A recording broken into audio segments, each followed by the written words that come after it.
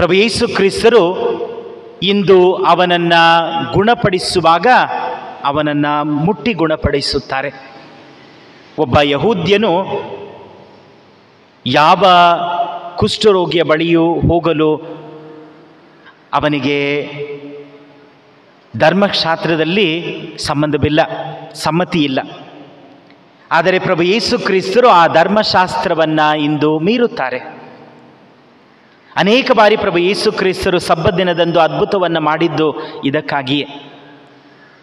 ನಮ್ಮ ಶಾಸ್ತ್ರ ಸಂಪ್ರದಾಯಗಳು ಯಾವಾಗ ನಮ್ಮ ಮನುಷ್ಯರಿಂದ ದೂರಪಡಿಸುತ್ತದೆ, ದೇವರಿಂದ ದೂರಪಡಿಸುತ್ತದೆ, ಆ ಶಾಸ್ತ್ರ ಸಂಪ್ರದಾಯಗಳನ್ನು ಪ್ರಭು ಯೇಸು ಕ್ರಿಸ್ತರು ಮೀರುತ್ತಾರೆ. ಅನೇಕ ಬಾರಿ ಸಬ್ಬತ್ ದಿನದಂದು ಅವರು ಅದ್ಭುತವನ್ನು ಮಾಡಿದ್ದು ಇದೇ ಕಾರಣಕ್ಕಾಗಿ. ನಿಮ್ಮ ಸಬ್ಬತ್ ದಿನವು ನನಗೆ ಮೆಚ್ಚುಗೆಯಾದ ದಿನವಾಗಿಲ್ಲ, ನನ್ನ ಮನಸ್ಸಿಗೆ ತಕ್ಕ ಸಬ್ಬತ್ ದಿನವಾಗಿಲ್ಲ. ಆದ್ದರಿಂದಲೇ ಅನೇಕ ಬಾರಿ ಸಬ್ಬತ್ ದಿನದ ಆ ಆಜ್ಞೆಯನ್ನು ಅವರು ಮೀರುತ್ತಾರೆ. ಇಂದು ಆ ವ್ಯಕ್ತಿಯನ್ನು ಅವರು ಮುಟ್ಟುವಾಗ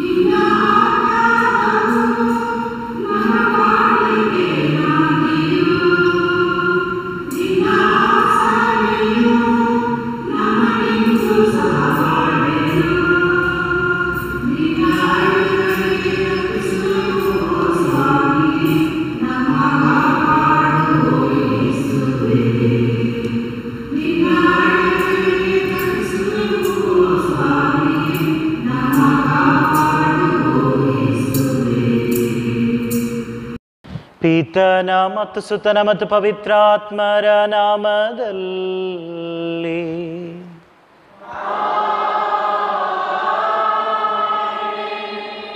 ನಮ್ಮ ಪ್ರಭು ಯೇಸು ಕ್ರಿಸ್ತರ ಕೃಪಾವರವು, ದೇವರ ಪ್ರೀತಿಯು, ಪವಿತ್ರಾತ್ಮರ ಅನ್ಯೋನ್ಯತೆಯು ನಿಮ್ಮೆಲ್ಲರೊಡನೆ ಇರಲಿ.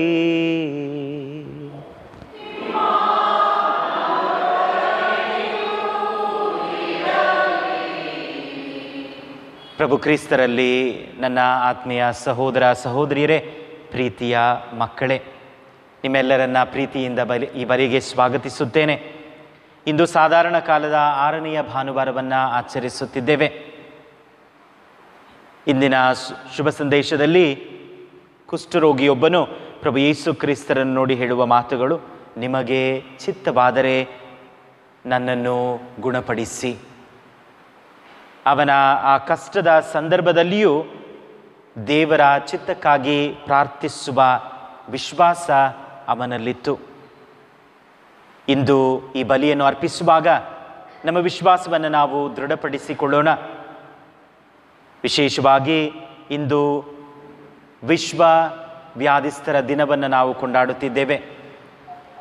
ಅನೇಕ ರೋಗಗಳಿಂದ ನರಳುತ್ತಿರುವ ಎಲ್ಲರಿಗಾಗಿ ಇಂದು ನಾವು ಪ್ರಾರ್ಥಿಸುತ್ತೇವೆ. ವಿಶೇಷವಾಗಿ ನಮ್ಮ ಧರ್ಮ ಕೇಂದ್ರದಲ್ಲಿ ಅವರೆಲ್ಲರನ್ನ ದೇವರು ಮುಟ್ಟಿ ಗುಣಪಡಿಸಲಿ, ದೇವರ ಚಿತ್ತ ಅವರು ಗುಣವಾಗುವಂತೆ ಇರಲಿ ಎಂದು ಪ್ರಾರ್ಥಿಸೋಣ. ಇಂದು ಮಾತೆ ಮರಿಯಮ್ಮನವರು ಲೂರ್ದು ಮಾತೆಯ ಹಬ್ಬವೂ ಸಹ, ಆದರೆ ಇಂದು ಭಾನುವಾರವಾದದ್ದರಿಂದ ನಮ್ಮ ಧರ್ಮ ಕೇಂದ್ರದಲ್ಲಿ ನಾಳೆಯ ದಿನ ನಾವು ಆಚರಿಸಲಿದ್ದೇವೆ. ಆ ತಾಯಿ ಸದಾ ಅನಾರೋಗ್ಯದಿಂದ ನರಳುತ್ತಿರುವ ಎಲ್ಲರ ಜೊತೆಗಿದ್ದು, ಹೇಗೆ ಪ್ರಭು ಯೇಸು ಕ್ರಿಸ್ತರು ಶಿಲುಬೆ ಮೇಲೆ ತೂಗಾಡಿದಾಗ ಅವರ ಪಕ್ಕ ನಿಂತು ಅವರಿಗೆ ಸಾಂತ್ವನ ಹೇಳಿದರು, ಹಾಗೆ ಆಕೆಯ ಪ್ರಸನ್ನತೆ ಅನಾರೋಗ್ಯದಿಂದ ನರಳುತ್ತಿರುವ ಎಲ್ಲರಿಗೆ ಸಾಂತ್ವನವಾಗಲಿ, ಉಪಶಮನವಾಗಲಿ ಎಂದು ಪ್ರಾರ್ಥಿಸೋಣ.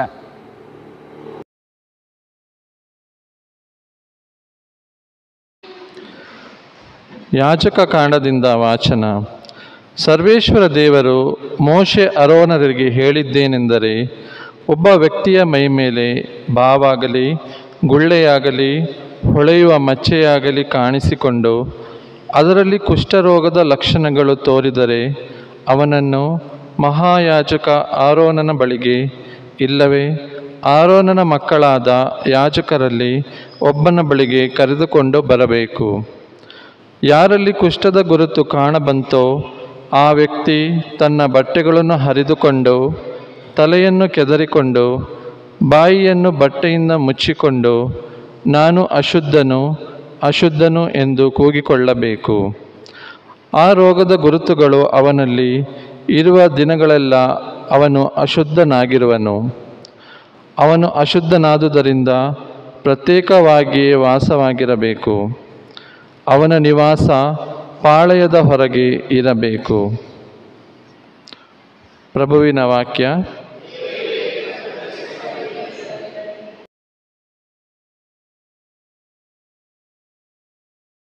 ಪ್ರಭು, ನೀನೇ ನನ್ನ ಮೊರೆಯು, ಆಪತ್ತಿನಲ್ಲಿ ಆಸರೆಯು.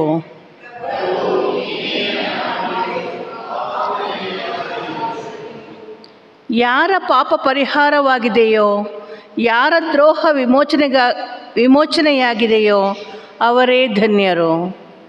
ಯಾರ ಅಪರಾಧವನ್ನು ಪ್ರಭು ಎಣಿಸಿಲ್ಲವೋ, ಯಾರ ಅಂತರಂಗದಲ್ಲಿ ಕುತಂತ್ರವಿಲ್ಲವೋ ಅವರೇ ಧನ್ಯರು. ಪ್ರಭು, ನೀನೇ ನನ್ನ ಮೊರೆಯು, ಆಪತ್ತಿನಲ್ಲಿ ಆಸರೆಯು. ಆಗ ನಾನು ನಿವೇದಿಸಿದೆ ನಿನಗೆ ನನ್ನ ಪಾಪವನ್ನು, ಮರೆ ಮಾಡಲಿಲ್ಲ ನಿನ್ನಿಂದ ನನ್ನ ದ್ರೋಹವನ್ನು. ಪ್ರಭು, ಮುಂದೆ ನನ್ನ ತಪ್ಪುಗಳನ್ನೊಪ್ಪಿಕೊಳ್ಳುವೆ ಎಂದೆನು. ಆಗ ನೀ ಪರಿಹರಿಸಿದೆ ನನ್ನ ಪಾಪ ದೋಷಗಳನ್ನು. ಪ್ರಭು, ನೀನೇ ನನ್ನ ಮೊರೆಯು, ಆಪತ್ತಿನಲ್ಲಿ ಆಸರೆಯು. ಸಜ್ಜನರೇ, ಸಂತೋಷಿಸಿರಿ, ಉಲ್ಲಾಸಿಸಿರಿ ಪ್ರಭುವಿನಲ್ಲಿ. ಯಥಾರ್ಥ ಚಿತ್ತರೇ, ಜಯಕಾರ ಮಾಡಿ ಆತನ ವಿಷಯದಲ್ಲಿ. ಪ್ರಭು, ನೀನೇ ನನ್ನ ಮೊರೆಯು, ಆಪತ್ತಿನಲ್ಲಿ ಆಸರೆಯು.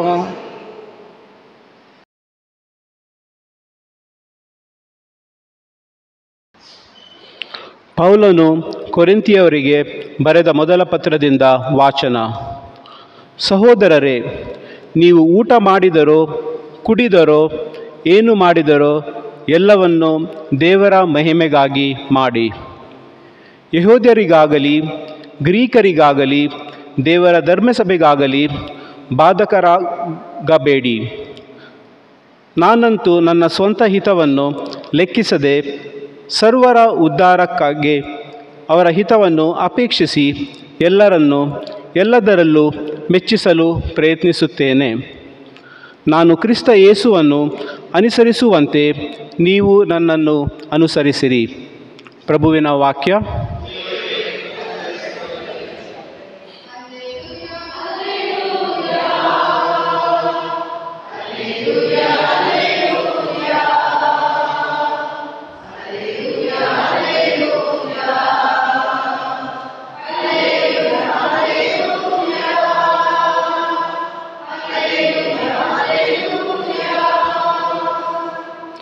ನಾನೇ ಸ್ವರ್ಗದಿಂದ ಇಳಿದು ಬಂದ ಜೀವಂತ ರೊಟ್ಟಿ. ಈ ರೊಟ್ಟಿಯನ್ನು ತಿಂದವನು ಚಿರಕಾಲ ಬಾಳುತ್ತಾನೆ.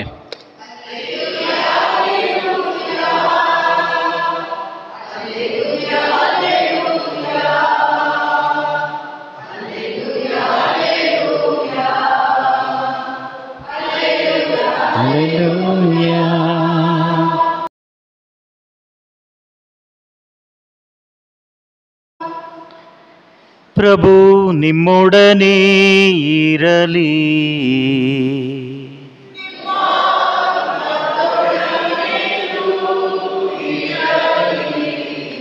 ಸಂತ ಮಾರ್ಕರು ಬರೆದ ಪವಿತ್ರ ಶುಭ ಸಂದೇಶದಿಂದ ವಾಚನ.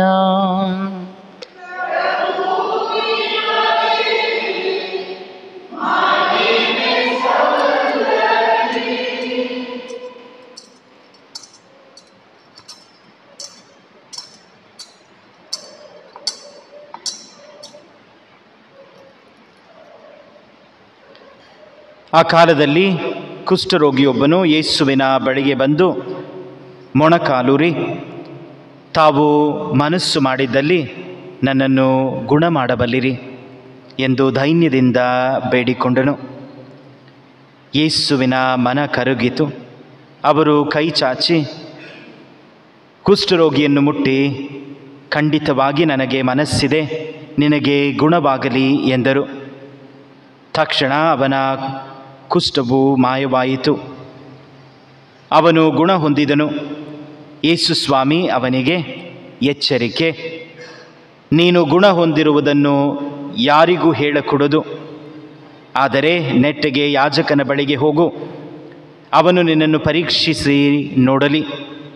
ಅನಂತರ ಮೋಶೆ ನಿಯಮಿಸಿರುವ ಶುದ್ಧೀಕರಣ ವಿಧಿಗಳನ್ನು ಅನುಸರಿಸು, ಇದು ಜನರಿಗೆ ಸಾಕ್ಷಿಯಾಗಲಿ ಎಂದು ಎಚ್ಚರಿಸಿ ಅವನನ್ನು ಕೂಡಲೇ ಕಳುಹಿಸಿಬಿಟ್ಟರು. ಆದರೆ ಅವನು ಹೋಗಿ ಈ ಸಮಾಚಾರವನ್ನು ಎಲ್ಲೆಲ್ಲೂ ಸಾರಿದನು. ಈ ಕಾರಣ ಯೇಸು ಸ್ವಾಮಿ ಬಹಿರಂಗವಾಗಿ ಯಾವ ಪಟ್ಟಣದೊಳಕ್ಕೂ ಹೋಗಲು ಆಗಲಿಲ್ಲ.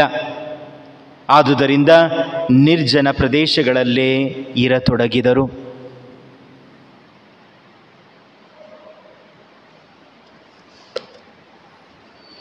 ಪ್ರಭು ಕ್ರೈಸ್ತರ ಶುಭ ಸಂದೇಶ.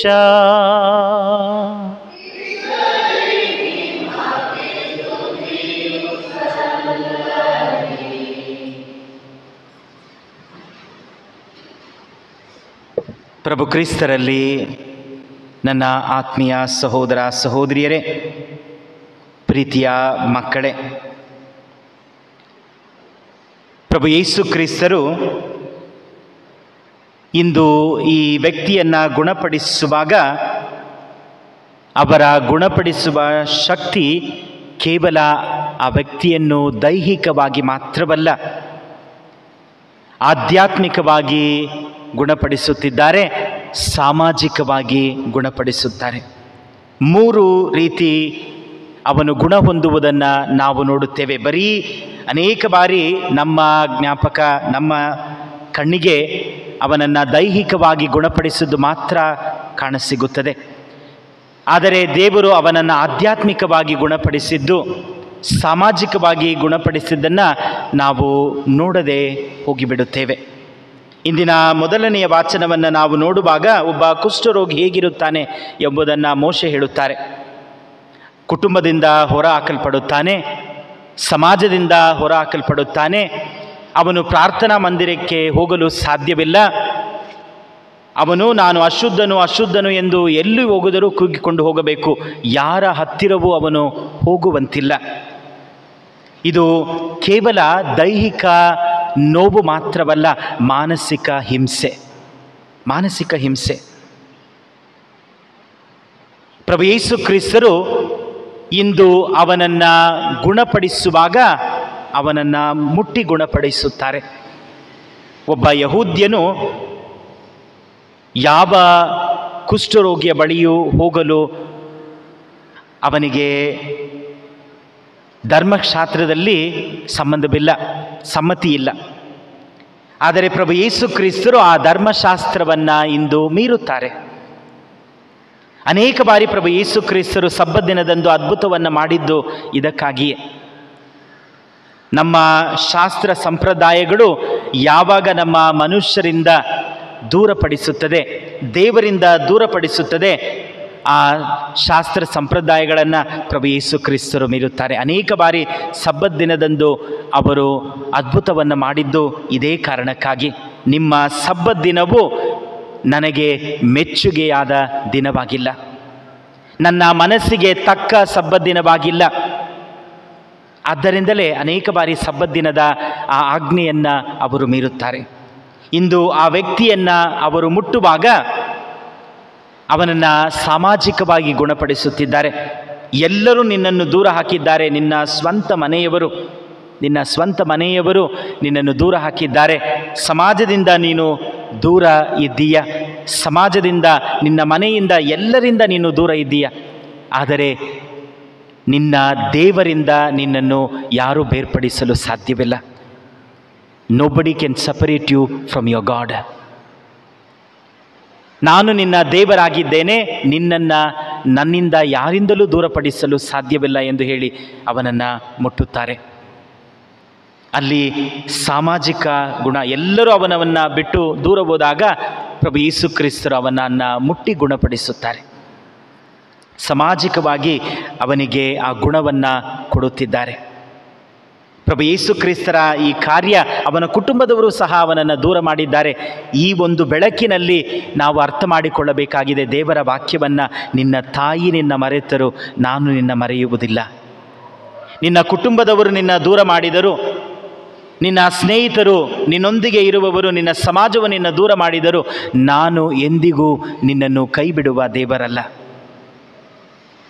ಪ್ರಭು ಯೇಸು ಕ್ರಿಸ್ತರ ಆ ಕಾರ್ಯ, ಗುಣಪಡಿಸುವ ಕಾರ್ಯ, ಅದನ್ನೇ ನಮಗೆ ಒತ್ತಿ ಹೇಳುತ್ತದೆ.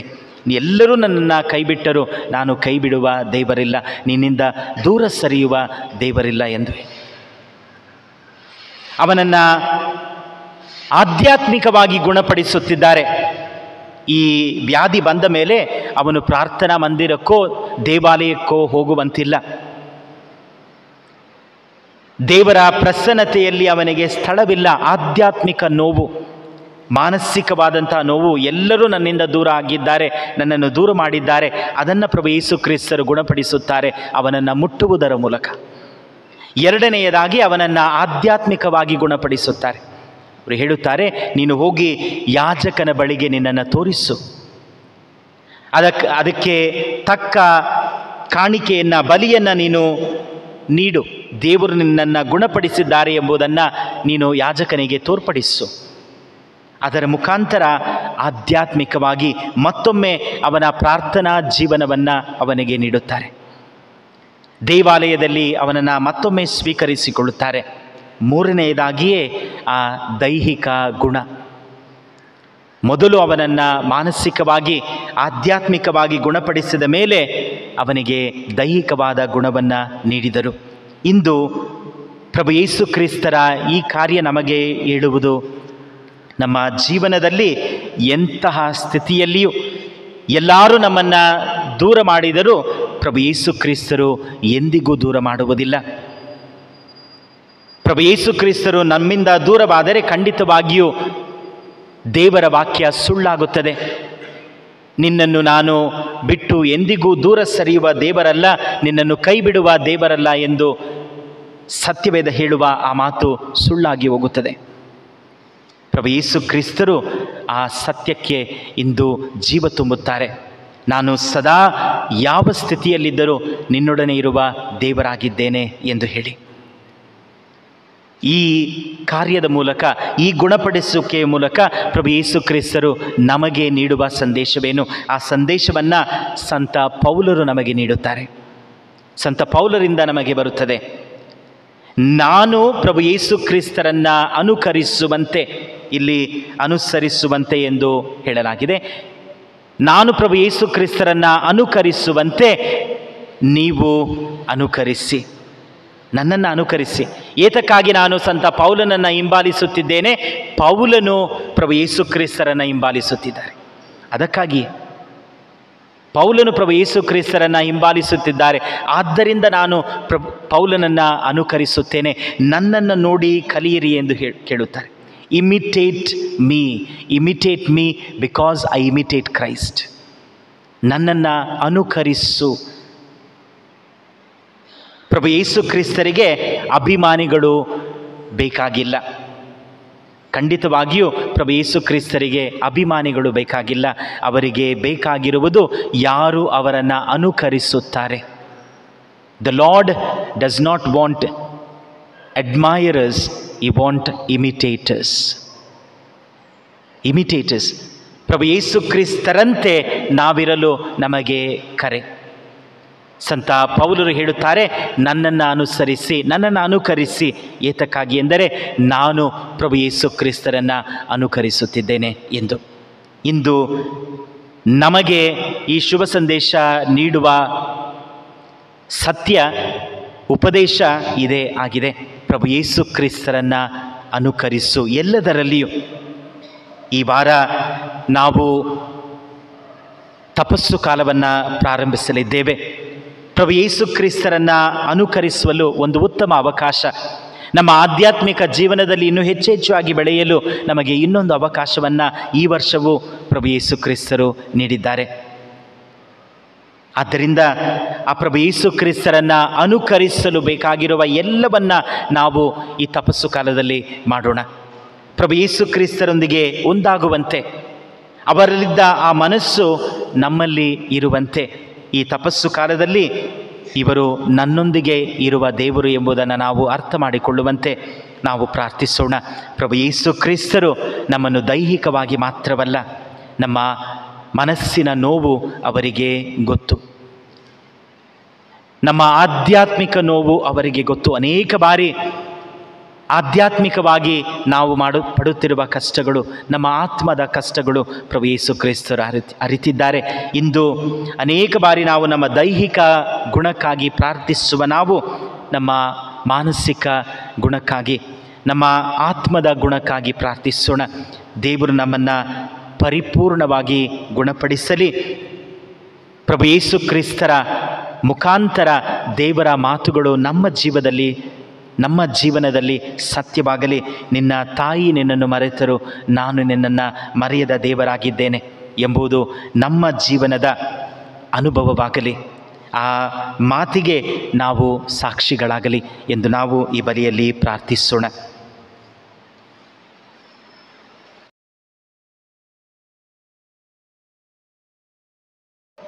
ಓ ಪ್ರಭುವೇ, ನಿಮ್ಮನ್ನು ಪ್ರಾರ್ಥಿಸುತ್ತೇವೆ.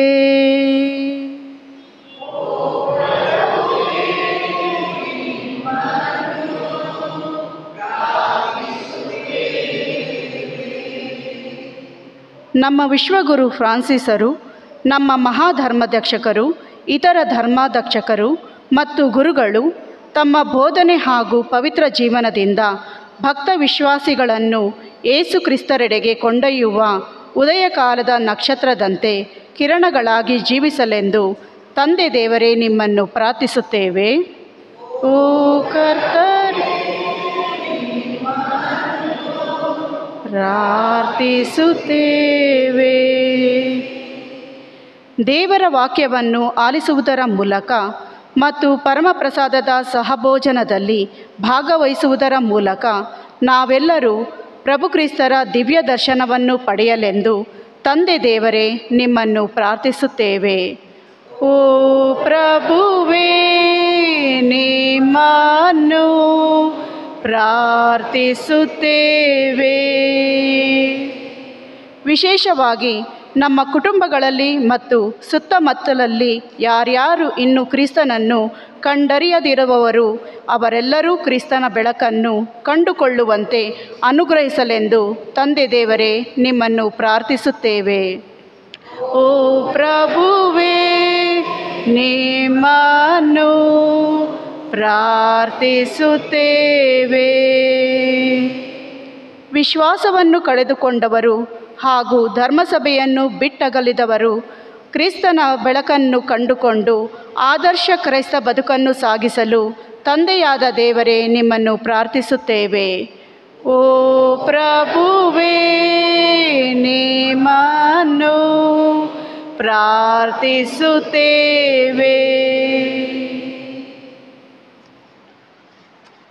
ನಮ್ಮ ಕುಟುಂಬಕ್ಕಾಗಿ ಪ್ರಾರ್ಥಿಸೋಣ. ಕುಟುಂಬದ ಪ್ರತಿಯೊಬ್ಬ ಸದಸ್ಯರಿಗಾಗಿ, ವಿಶೇಷವಾಗಿ ನಮ್ಮ ಕುಟುಂಬಗಳಲ್ಲಿ ಅನಾರೋಗ್ಯದಿಂದ ನರಳುತ್ತಿರುವ ಎಲ್ಲರಿಗಾಗಿ ಪ್ರಾರ್ಥಿಸೋಣ.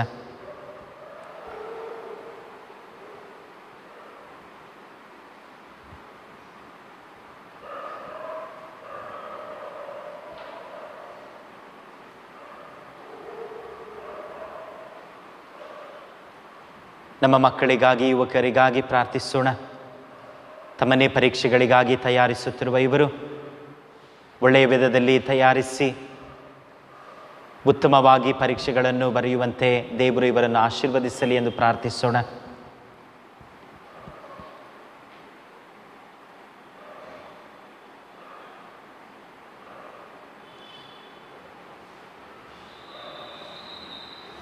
ನಮ್ಮಲ್ಲಿ ಅನೇಕರು ನಮ್ಮ ಪ್ರಾರ್ಥನೆಗಳಿಗಾಗಿ ಕೇಳಿಕೊಂಡಿದ್ದಾರೆ. ಅವರೆಲ್ಲರ ಪ್ರಾರ್ಥನೆಗಳು ಈಡೇರುವಂತೆ ಅವರೆಲ್ಲರಿಗಾಗಿ ಪ್ರಾರ್ಥಿಸೋಣ.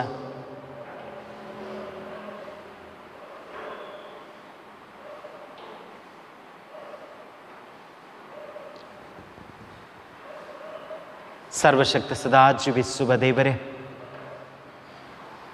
ನೀವು ನಮ್ಮನ್ನು ಯಥೇಚ್ಛವಾಗಿ ಪ್ರೀತಿಸುತ್ತೀರಿ. ಎಲ್ಲ ಸಂದರ್ಭಗಳಲ್ಲಿಯೂ, ಯಾವ ಸ್ಥಿತಿಯಲ್ಲಿಯೂ ನೀವು ನಮ್ಮೊಡನೆ ಇರುವ ದೇವರಾಗಿದ್ದೀರಿ. ಎಂದಿಗೂ ನಮ್ಮಿಂದ ದೂರ ಸರಿಯುವವರಲ್ಲ ಎಂಬ ವಿಶ್ವಾಸದಿಂದ ಈಗ ಮತ್ತೊಮ್ಮೆ ನಮ್ಮ ಪ್ರಾರ್ಥನೆಗಳನ್ನು, ನಮ್ಮ ಅಭಿನಯಗಳನ್ನು ನಿಮ್ಮ ಪಾದದಡಿ ಸಮರ್ಪಿಸಿದ್ದೇವೆ. ನಿಮಗೆ ಮನಸ್ಸಿದ್ದರೆ ಇವುಗಳನ್ನು ನಮಗೆ ಕರುಣಿಸಿ ಆಶೀರ್ವದಿಸಿರಿ. ನಿಮ್ಮ ಪ್ರಿಯ ಪುತ್ರ ಯೇಸು ಕ್ರಿಸ್ತರ ಮುಖಾಂತರ ಪ್ರಾರ್ಥಿಸುತ್ತೇವೆ.